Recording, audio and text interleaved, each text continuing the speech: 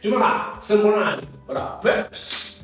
You're looking to buy a house and you don't know where to start, or you don't know where the process has to start. So the first thing first that we have to do is that if you haven't done a pre-qualification, or if you are going to be buying via bank, we have to do what we call a pre-qualification. A pre-qualification is a simple check that we do in order to know what you will qualify for.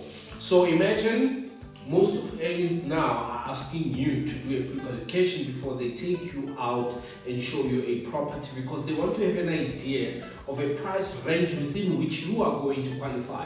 Imagine if I go with you to see a property and you don't qualify to buy the very property that you love so much, instead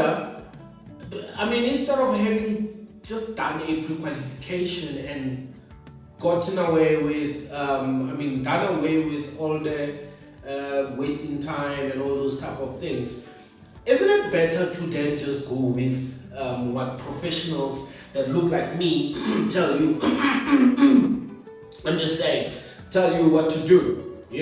Because we're here not to judge you, we're here not to actually even infringe in your personal stuff. And most of the time what we do is we put you in touch directly with the bond originator for them to check what you qualify for. The other thing is that when you have just started the process of buying a property and you were not aware of transfer costs, because most of people think that transfer costs are included in the purchase price, and we have to explain no, transfer costs are not included in the purchase price. So what we do is we advise them that, hey, look, you need to have a certain amount of money for you to pay the lawyers to transfer the property from the seller to you as a buyer. So in that instance, then you need to have that money ready. Otherwise, there is another alternative solutions where the bank can include the transfer cost, but they only including a portion of the transfer costs. Something like 80% of what you need to pay for transfer cost, and you need to put down 20% because they need you to show commitment. So when that happens, I normally say to clients that, look, if you can come up with the money and pay the transfer costs prior to the registration of the property to you, because if you include it in the bond or the home loan amount, it's going to increase your bond repayment. In so doing, you will actually be putting yourself in a very compromising position.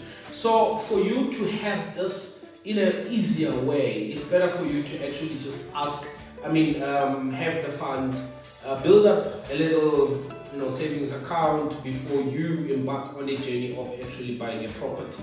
The other thing that we can do is that if you are buying within a FLISP qualifying criteria, that is a 22,000 rands gross income, and you get a property that actually tickle your fancy, then we can assist you with a FLISP funds can be allocated to transfer costs. So it never used to be the case, but now it is the case. You can actually allocate the FLISP funds to transfer costs. Man, I'm not going to take too long on this one. So this is just what I wanted to talk about. Away.